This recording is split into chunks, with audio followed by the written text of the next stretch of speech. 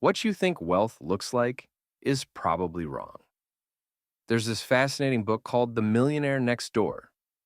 The author spent years studying real millionaires, people with seven-figure net worths who actually keep their money. Here's what they found. The typical millionaire doesn't live in a penthouse or own a Ferrari.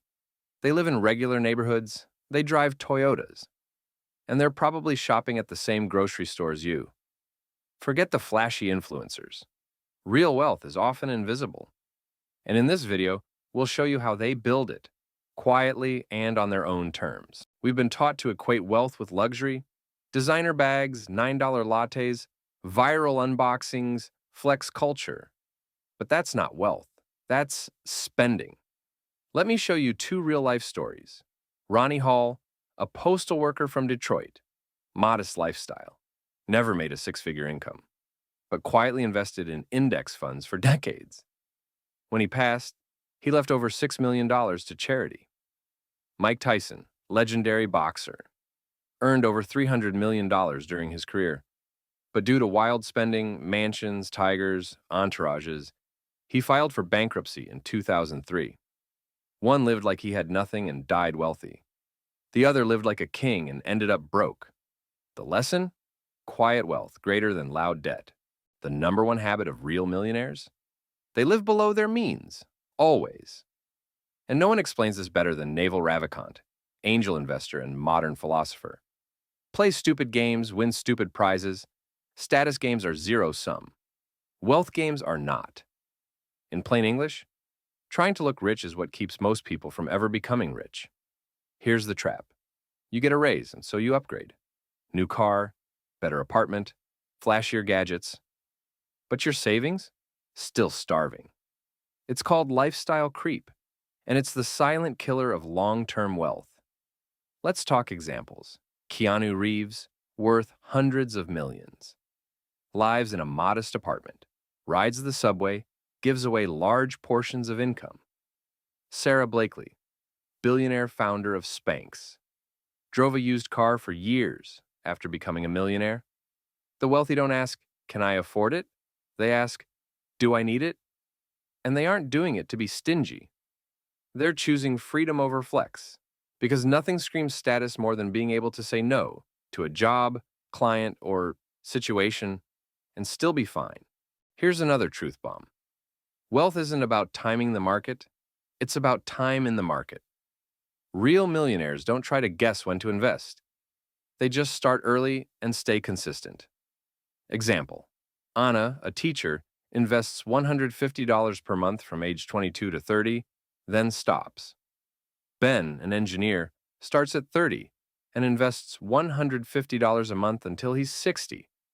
At retirement, Anna still ends up with more wealth. Why? Compound growth. Early dollars work longer, and longer equals wealth. Start small, stay steady. Let time work for you. It's not sexy, it's not dramatic, but it works. Millionaires don't play dress up. They skip status signals like luxury cars, brand names, and overhyped tech. Not because they can't afford them, but because they don't need external validation. Example, David Cheriton, one of the earliest investors in Google, is worth over $10 billion. Yet he cuts his own hair, wears the same old clothes, and drives a used Honda. Kristen Bell, successful Hollywood actress, buys clothes on discount apps and openly mocks luxury status traps. When your ego drives your purchases, your money goes out faster than it comes in. Real millionaires understand this. Wealth is quiet. Insecurity is loud. They choose financial freedom over social approval. They'd rather have a six-figure brokerage account than a six-figure car loan. This is what most people miss. Building wealth isn't just about you. It's about passing on values, not just valuables. Too many rich kids blow fortunes because they were never taught how money works. Real millionaires raise financially smart kids. They give their kids chores. They teach budgeting. They reward effort, not entitlement. Example, Jackie and John Bezos, Jeff Bezos' parents, invested a small amount in Amazon early on. They raised Jeff with values of frugality and curiosity. That mindset laid the foundation for what became one of the largest companies in history. Pete Adini, aka Mr. Money Mustache, retired at 30 and teaches his son how to run small businesses and manage money as a child. Give a kid money, they'll spend it. Teach a kid about money and they'll build it. These quiet millionaires share one unshakable belief. Wealth is not for showing off. It's for buying back your time. They see money as a tool, not a trophy. They build slow. They invest early. They skip status traps. They raise wise kids. They play the long game. It's like planting a tree. You don't yank on the roots to make it grow faster. You water it patiently. Let it take its time, and it will grow. Let's make it practical. Track your spending. If you don't know where your money goes, you can't control it. Automate your savings.